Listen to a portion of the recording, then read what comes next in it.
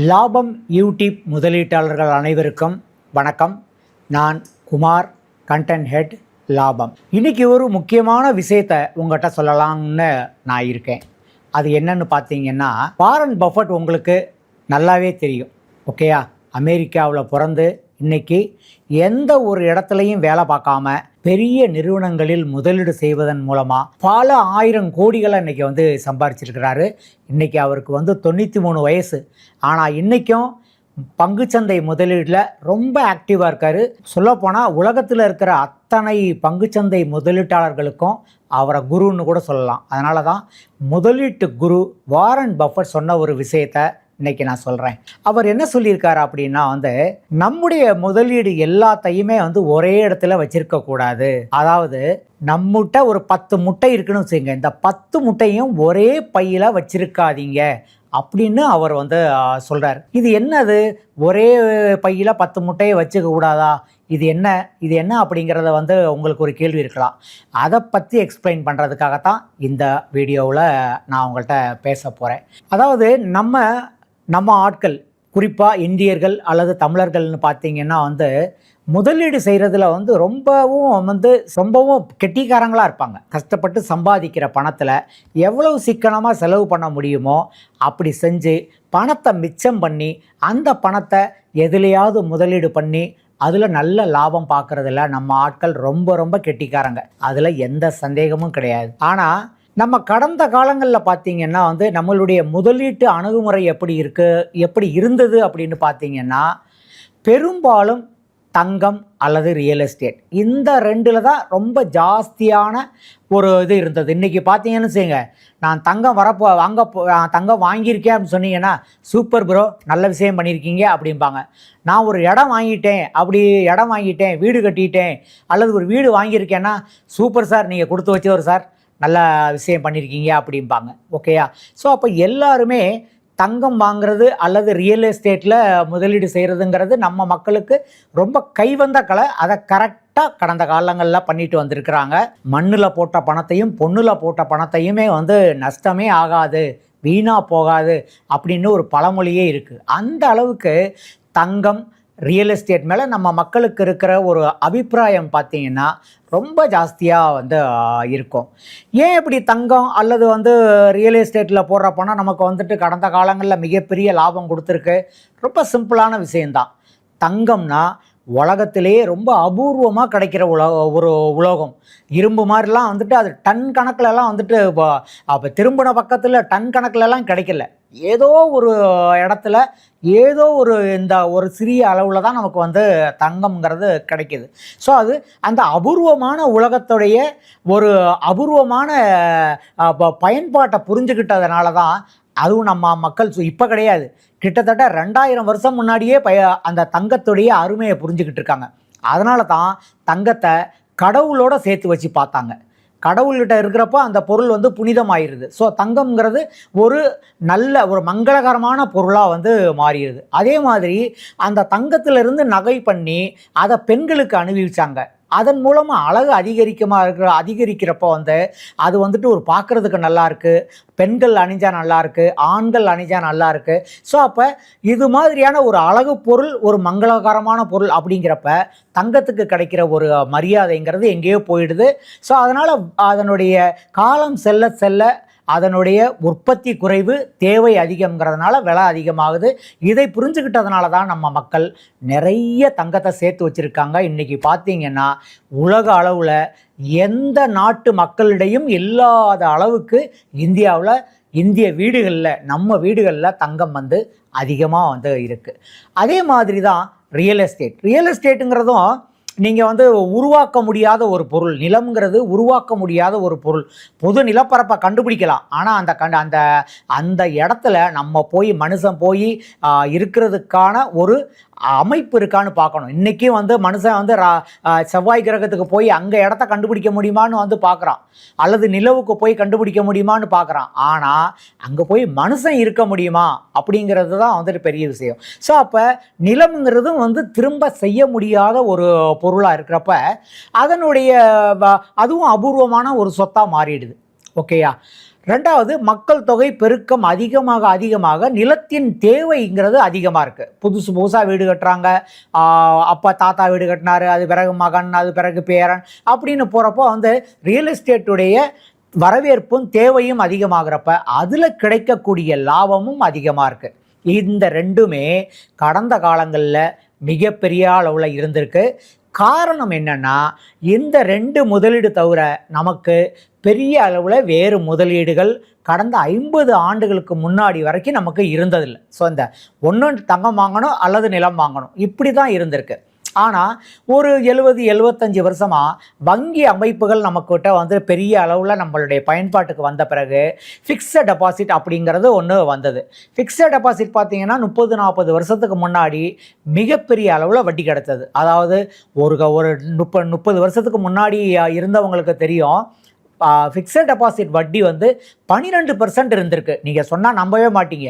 12%, இன்றைக்கி 6.5%, 7% இருக்கு. அந்த காலத்தில் 30% கிடைச்சிது அப்படின்னு ஒரு ஆச்சரியப்பட்டு பேசுகிற அளவுக்கு வந்து அன்றைக்கி இருந்திருக்கு. ஆனால் வட்டி போக போக போக குறையுது. ஸோ அதற்கு பிறகு என்னாச்சு, கொஞ்சம் கொஞ்சமாக பங்கு சந்தை முதலீடு பெருவாரியான மக்களுக்கு தெரிய வந்தது. ஸோ அந்த பங்கு சந்தை முதலீடுங்கிறது வந்துட்டு எப்படி பண்ணணும் அப்படிங்கிறத கொஞ்சம் கொஞ்சமாக மக்கள் தெரிய ஆரம்பித்தாங்க. ஸோ பங்கு சந்தை முதலீடு வந்த பிறகு அதுக்கு பின்னாடியே பங்கு சந்தை அண்ணன்னா மியூச்சுவல் ஃபண்டு தம்பி, அண்ணன் வந்த பிறகு தம்பியும் வந்தான். ஸோ மியூச்சுவல் பங்கு சந்தையில் நேரடியாக முதலீடு செய்ய முடியாதவங்க மியூச்சுவல் ஃபண்டில் முதலீடு செஞ்சு டைரெக்டாக பங்கு சந்தையில் முதலீடு செய்ய ஆரம்பித்தாங்க. ஸோ அந்த மாதிரியான ஒரு முதலீடும் வந்து இன்றைக்கி பார்த்திங்கன்னா பெருவாரியாக இருக்குது. முன்னாடி வந்து ரியல் எஸ்டேட், தங்கம் அப்படிங்கிறத தாண்டி இன்றைக்கி வந்து ரியல் எஸ்டேட், தங்கம், எஃப்டி, பங்குச்சந்தை, மியூச்சுவல் ஃபண்ட் அப்படின்னு வந்து பல முதலீடுகள் இன்றைக்கி நமக்கு ஒரு ஆப்ஷன் இருக்குது. இப்படி பல முதலீடுகள் இருக்கிறப்ப நம்ம பழைய காலம் மாதிரியே பழைய அணுகுமுறைப்படியே வெறும் தங்கத்துலேயும் ரியல் எஸ்டேட்லேயும் மட்டும் முதலீடு பண்ணணுமா அப்படிங்கிறது தான் வந்துட்டு நான் உங்ககிட்ட எழுப்புகிற கேள்வி. வாரன் பஃபட் உங்ககிட்ட எழுப்ப நினைக்கிற கேள்வி. இப்போ உதாரணமாக தங்கம் வந்து ஒரு காலத்தில் வந்து நம்ம முதலீடு பண்ணோம், ரியல் எஸ்டேட்லேயும் முதலீடு பண்ணோம். அதை தவிர வேறு எந்த முதலீட்டு முறையும் மக்களுக்கு தெரிய வராமல் இருந்தது, தேவை அதிகமாக இருந்தது, வரவேற்பு அதிகமாக இருந்ததுனால அதனுடைய விலை வந்து எக்கச்சக்கமாக வந்து உயர்ந்தது. ஆனால் இன்றைக்கி அப்படி கிடையாது. இன்றைக்கி வந்து பல்வேறு முதலீடுகள் வந்து இருக்குது. பங்குச்சந்தை இருக்குது, மியூச்சுவல் ஃபண்ட் இருக்குது, எஃப்டி இருக்குது, கடன் பத்திரங்கள் இருக்குது. இப்படி பல இதாக இருக்கிறப்ப என்ன பண்ணுறோம், நம்ம பல விதமாக மக்கள் வந்து முதலீடு பண்ண ஆரம்பிக்கிறப்ப தேவைங்கிறது தங்கத்துக்கும் அல்லது ரியல் எஸ்டேட்டுக்கு மாற இருக்கிற தேவைங்கிறது வந்துட்டு முந்தைய அளவுக்கு அதிகமாக இருக்குது அப்படின்னு சொல்ல முடியாது. அதனுடைய தேவை கொஞ்சம் கொஞ்சமாக வந்து குறைஞ்சிக்கிட்டே வருது. ஸோ அப்படி இருக்கிறப்ப பார்த்திங்கன்னா அந்த 2 முதலீட்டை மட்டுமே நம்பி நம்மக்கிட்ட இருக்கிற பணம் முழுக்கவும் போட்டோம்னா நமக்கு ஒன்று மிக அதிகமான வருமானமும் கிடைக்கலாம் அல்லது மிக சுமாரான வருமானமும் கிடைக்கலாம். அப்படிங்கிறது தான் இன்றைக்கி ஒரு நிலைமையாக இருக்குது. ஸோ இந்த நிலைமையில் நம்முடைய முதலீட்டை ஒரே மாதிரி தங்கம் அல்லது ரியல் எஸ்டேட்டுங்கிற மாதிரி பண்ணாமல் தங்கத்தில் கொஞ்சம், ரியல் எஸ்டேட்டில் கொஞ்சம், மியூச்சுவல் ஃபண்டில் கொஞ்சம், பங்கு சந்தையில் கொஞ்சம், கடன் பத்திரங்களில் கொஞ்சம் அப்படின்னு பிரித்து வச்சு நம்ம பண்ணுறப்ப நமக்கு என்ன ஆகுது, நம்மளுடைய வருமானம் ஒரே அளவில் அதிகமாக கிடைக்காட்டியும் பரவாயில்ல, அல்லது ரொம்ப கம்மியான வருமானம் இல்லாமல் ஒரு சராசரியான வருமானம் அப்படிங்கிறது நமக்கு வந்து கிடைக்குது. நீங்கள் வந்து கடந்த 10 வருஷங்களில் இந்த முதலீடுகள் ஒன்றும் எவ்வளவு வருமானம் கொடுத்துருக்கு அப்படின்னு பார்த்தீங்கன்னா உங்களுக்கு நான் சொல்கிறது எந்த அளவுக்கு உண்மை அப்படிங்கிறது வந்து புரியும். உதாரணமாக அதுக்கு ஒரு டேட்டாவை உங்களுக்கு காமிக்கிறேன். 2025 வெள்ளி வந்து 125% வந்து லாபம் கொடுத்துருக்கு. தங்கம் வந்து 75% லாபம் கொடுத்துருக்கு. ஈக்குட்டியில் லார்ஜ் கேப்னு சொல்கிறாங்க இல்லையா, அது 8.9% லாபம் கொடுத்துருக்கு. அரசு கடன் பத்திரங்கள் 6.4% லாபம் கொடுத்துருக்கு. கடன் பத்திரங்கள் அது வந்து ஷார்ட் டைமுக்கான 3 to 6 மாதத்துக்கான கடன் பத்திரங்கள் வந்து 5.9% லாபம் கொடுத்துருக்கு. ஈக்குட்டியில் மிட் கேப் வந்து 3.9% லாபம். ரியல் எஸ்டேட் வந்து 2.9% லாபம் கொடுத்துருக்கு. ஸ்மால் கேப் 8.9% நஷ்டம் கொடுத்துருக்கு. ஸோ இந்த ஒரு வருஷத்தில் பார்த்தீங்கன்னா இதெல்லாம் இந்த சொத்துக்கள்லாம் இந்த லாபம் கொடுத்துருக்கு. இதே மாதிரி லாபம் போன வருஷம் கொடுத்துருக்கா அப்படின்னா கிடையாது. இந்த வருஷம் 75% லாபம் கொடுத்த தங்கம் போன வருஷம் வெறும் 21% தான் கொடுத்துருக்கு. இந்த வருஷம் வந்து 8.9% லாபம் கொடுத்த லார்ஜ் கேப் பங்குகள் வந்து போன வருஷம் 8.8% கொடுத்துருக்கு. ஸோ இந்த மாதிரி ஒவ்வொன்றும் வந்து ஒவ்வொரு வருஷமும் மாறிக்கிட்டே இருக்கு. ஸோ நம்மளுடைய முதலீட்டை ஒரே இடத்துல போட்டு வச்சுருந்தோம்னா ஒவ்வொரு வருஷமும் ஏற்றமும் இருக்கும், இறக்கமும் இருக்கும், அது மாதிரி மாறிக்கிட்டே வரும். ஸோ நம்ம 100% இது பண்ணோம்னா, இந்த தடவை நம்ம 100% தங்கத்தில் போட்டு வச்சுருக்கிறோம்னா நமக்கு 75% லாபம் கிடச்சிருக்கும். ஆனால் போன வருஷம் வெறும் 20% தான் லாபம் கிடச்சிருக்கு. ஸோ அதனால் நம்ம ஒரே இதில் நம்ம வந்து முதலீடு பண்ணாமல் அசட் அலோகேஷனுங்கிற அடிப்படையில் நம்முடைய முதலீடு எல்லா சொத்துக்கள்லையும் இருக்கிற மாதிரி பிரித்து பண்ணணும். இப்போ உதாரணமாக ஒரு 100 ரூபா நம்ம முதலீடு பண்ணுறோன்னு வச்சுங்க, இதில் 60% ஈக்விட்டியில் வச்சுக்கலாம், 30% கோல்டில் வச்சுக்கலாம், ஒரு 10% கடன் ஃபண்டுகளில் வச்சுருக்கலாம். இது வந்து நான் சொல்கிறது வந்து ஒரு உதாரணமான அசட் அலோகேஷன் ஒழிய இது மாதிரியே நீங்கள் பண்ணணும்னு அவசியம் இல்லை. நீங்கள் வந்து 50% ஈக்விட்டியில் வச்சுக்கிட்டு 40% தங்கத்தில் வச்சுக்கிட்டு 10% கடன் பத்திரங்களில் கூட வச்சுருக்கலாம் டெட் ஃபண்டில்.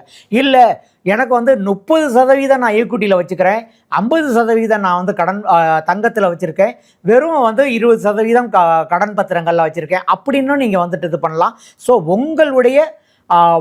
உங்களுடைய புரிந்து கொள்ளலுக்கு ஏற்ப நீங்கள் எப்படி அதை அண்டர்ஸ்டாண்ட் பண்ணிக்கிறீங்களோ, எப்படி நீங்கள் வந்துட்டு அதை அனுமானிக்கிறீங்களோ அதன் அடிப்படையில் ஒரு 10, 50, 30, 20 அப்படின்னு வந்து நீங்கள் வந்து பிரித்து வைக்கலாம். இந்த மாதிரி ஒரு 5 இதுலேயும் நீங்கள் வந்து பிரிச்சுக்கலாம், அல்லது 3லையும் நீங்கள் வந்து பிரிச்சுக்கலாம், அல்லது 2ஆக கூட தங்கத்தில் 50, ஈக்விட்டியில் 50 அப்படின்னும் பிரித்து வச்சுக்கலாம். உங்களுடைய இதுக்கேற்ப நீங்கள் வந்து பிரித்து வச்சுக்கலாம். ஆனால் பிரித்து வச்சு முதலீடு பண்ணுறதுங்கிறது ரொம்ப ரொம்ப முக்கியமான விஷயம். அதுக்கு பேர் தான் அசட் அலோகேஷன். இந்த அசட் அலோகேஷன் நம்ம பண்ணலைன்னா என்ன ஆகுது? எல்லா முட்டைகளையும் ஒரே பையில் நம்ம வைக்கிறோம். எல்லா முட்டைகளையும் ஒரே பையில் வச்சுருக்கிறப்ப தப்பி தவறி அந்த பை விழுந்ததுன்னா எல்லா முட்டையும் உடஞ்சிரும் இல்லையா? நம்மளுடைய எல்லா முதலீட்டையும் ரியல் எஸ்டேட்டில் வச்சுருக்கோம், ஆனால் அந்த வருஷம் ரியல் எஸ்டேட் சரியாக போகலை அப்படின்னா நமக்கு வந்து நஷ்டம் தானே. நமக்கு நஷ்டம் அல்லது குறைவான லாபம் கிடைக்கும் இல்லையா? ஒரு சம்டைம்ஸ் வந்து ரியல் எஸ்டேட் மிக அதிகமான லாபம் கொடுத்துறப்ப நமக்கு எக்கச்சக்கமான லாபமும் கிடைக்கிறதுக்கான வாய்ப்பு இருக்குது. ஆனால் நமக்கு எக்கச்சக்கமான லாபம் கிடைக்குங்கிறதுக்கு நம்முடைய நோக்கம் அல்ல, நம்ம நஷ்டம் அடையக்கூடாது. அப்படிங்கிறப்ப நம்ம என்ன பண்ணணும்? 10 முட்டை இருக்கா, இந்த இதில் ஒரு 4 முட்டை, இந்த இதில் ஒரு 3 முட்டை, இந்த இதில் ஒரு 3 முட்டை அப்படின்னு வைக்கிறப்ப உங்களுக்கு ஒரு அசட் அலோகேஷனில் இதாகி 10 முட்டையில் ஏதாவது ஒரு பை தான் கீழே விழுகும், அந்த பையில் இருக்கிற முட்டை தான் வந்துட்டு உடையும், மற்ற முட்டைகள்லாம் வந்து பத்திரமா இருக்கும். அதனால் நீங்கள் நம்ம எல்லா சொத்துக்கள்லையும் பிரித்த முதலீடு பண்ணுறப்ப ஏதாவது ஒரு முதலீடு வேணாலும் சரியாமல் போகாமல் இருக்கலாம், ஆனால் மற்ற முதலீடுகள் சரியாக போகிறப்ப நமக்கு ஒரு ஆவரேஜ் ரிட்டர்ன் வந்துட்டு கிடைக்கும். ஸோ அது அதிகமான ரிட்டர்னாக இல்லாமல் இருக்கலாம், ஆனால் மிக கம்மியான ரிட்டர்ன் அப்படின்னு சொல்ல முடியாத ஒரு நிலைமையில் இருக்கும். அந்த ரிட்டர்ன் 12%க்கு மேலே இருந்ததுன்னா உங்களுக்கு நீங்கள் ரொம்ப நிம்மதியாக இருக்கலாம். ஏன்னா 12% உங்களுடைய முதலீடு வளரும் பட்சத்தில் 7 முதல் 8 ஆண்டுகளில் உங்களுடைய இன்வெஸ்ட்மெண்ட் அப்படியே டபுள் ஆகும். ஸோ நீங்கள் பண்ண வேண்டியது உங்களுடைய முதலீடுகள் அனைத்தையும் ஒரே இடத்துல வச்சுக்காம வேறு இடங்களில் வச்சுக்கோங்க.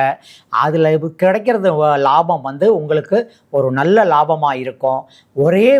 ஒரே பையில் எல்லா முட்டைகளையும் வைக்காதீங்க, ஒரே இடத்துல எல்லா முதலீட்டையும் வைக்காதீங்க. இந்த ஒரு உண்மையை புரிஞ்சுக்கிட்டீங்கன்னா, இந்த ஒரு தவறை இனிமேல் நீங்கள் செய்யாமல் இருந்தீங்கன்னா உங்களுடைய முதலீட்டு பயணம் மிக சிறப்பாக இருக்கும், மிக நல்ல லாபத்தை அடைவீர்கள். நன்றி, வணக்கம். மீண்டும் ஒரு நிகழ்ச்சியில் சந்திப்போம். லாபம் ஆம்பி பதிவு பெற்ற மியூச்சுவல் ஃபண்ட் விநியோக நிறுவனமாகும். ARN எண் 310095. மியூச்சுவல் ஃபண்ட் முதலீடுகள் சந்தை அபாயங்களுக்கு உட்பட்டவை. திட்டம் தொடர்பான அனைத்து ஆவணங்களையும் கவனமாக வாசிக்கவும்.